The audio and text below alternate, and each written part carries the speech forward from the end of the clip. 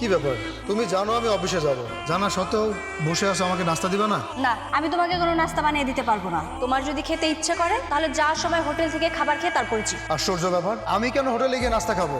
আমার ঘরে চাল ডাল বাজারঘাট সবকিছু থাকা সত্ত্বেও তুমি ইচ্ছে করে রান্না করছো না। আচ্ছা, তুমি কি আমার সাথে পায়ে পা দিয়ে ঝগড়া করতেছো? এই শোনো, তোমার যদি মনে হয় যে আমি তোমার সাথে ইচ্ছে করে ঝগড়া করছি, তাতে না আমার কোনো কিছুই যায় আসে না। আমি তো বলেই দিয়েছি আমি তোমার জন্য কোনো নাস্তা বানাতে পারবো না। আচ্ছা, আমার সাথে এই ঝগড়াঝাটি করার উদ্দেশ্যটা কি আমাকে একটু বলবা? আমার শক্তি সামর্থ্য অনুযায়ী তুমি যখন যা চাচ্ছ আমি দিতে বাধ্য।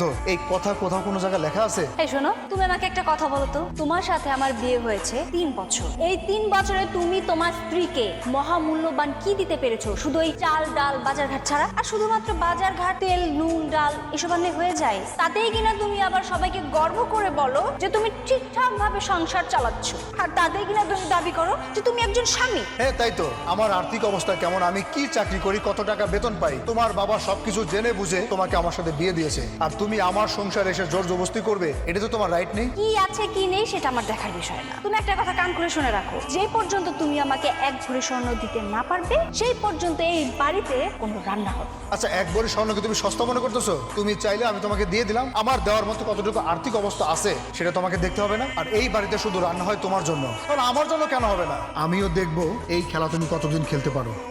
হ্যাঁ, দেখতে থাকো তুমি।